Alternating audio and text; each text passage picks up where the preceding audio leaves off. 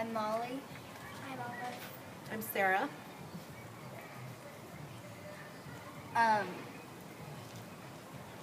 do you like to make art? I like to make art because it is colorful. It connects people. It's like taking an idea that's in my head and making it happen. It engages my brain in a way that nothing else does. It's fun. Like, what media do you use? So I use mostly paint. The larger scale works that I've done, like the mural here at Casita, I use a high quality exterior house paint with a matte finish.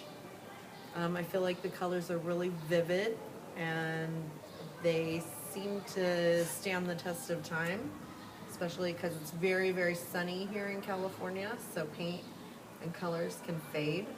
And I really like bright colors in contrast, meaning that difference between light and dark.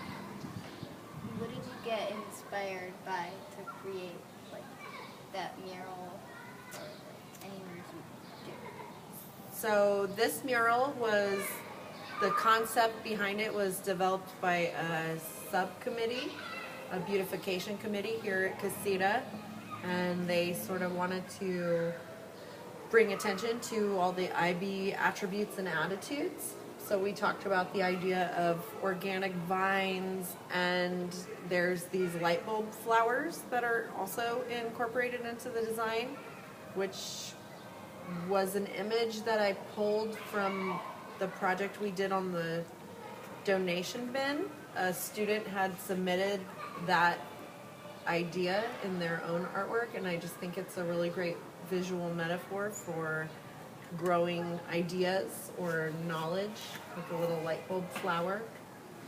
And then for the background, we have this brick pattern, and my son is really obsessed with Minecraft, which is very pixelated looking. So what we did was we used the brick pattern in the way we made the sky with the clouds, so it looks very pixelated, 2-bit or whatever you call that. So What did you do to make what did we do to make the art? So what I did was I took a picture of the courtyard with my phone, and then I printed that out so I could have an idea of what the space looked like at my house where I would work on the design. And then I also measured all the walls. And then when I had those measurements, I took them to my husband, who's a graphic designer, and he made me a template. And he laid it out. So it was a big, long rectangle. And then the top portion, that was also a rectangle. And then it was like a flat piece of paper, and I could draw the design on a much smaller scale and have kind of a thumbnail, is what you call it. And then I could transfer the image by hand when I came here to work on the space. What would you do differently if you next time? I think, Like if you could redo it again. if I could redo it again, I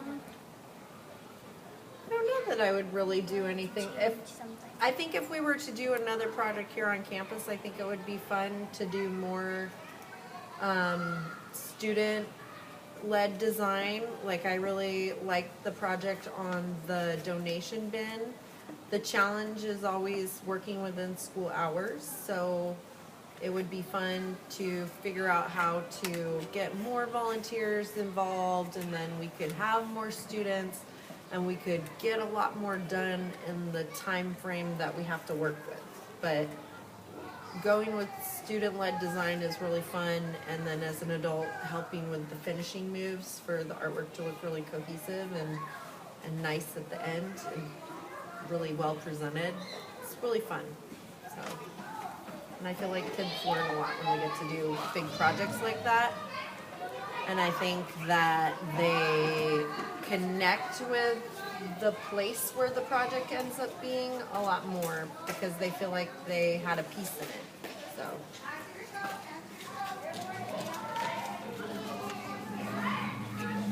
Along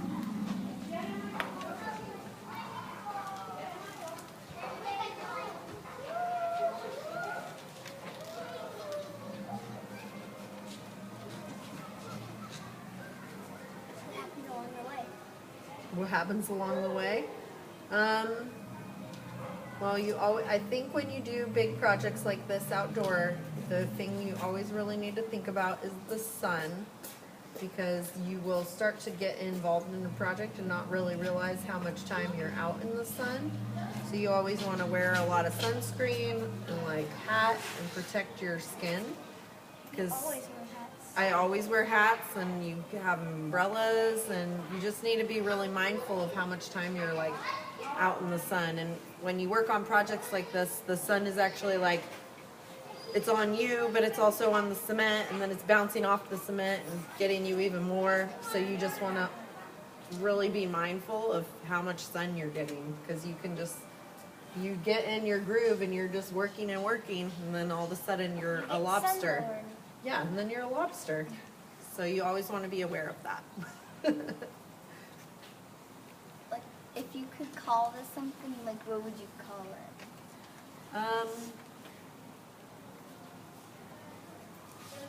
I think like growing knowledge, or ideas, growing ideas, something about that, something along those lines. I always think about you guys. You guys are stewards of the future, and I really like all your IB words, because I think they really maybe bring attention to you guys and all the stuff you need to learn, and the future's so big, but you guys have so much potential. I'm just so excited for you all to be in charge someday. Thank you.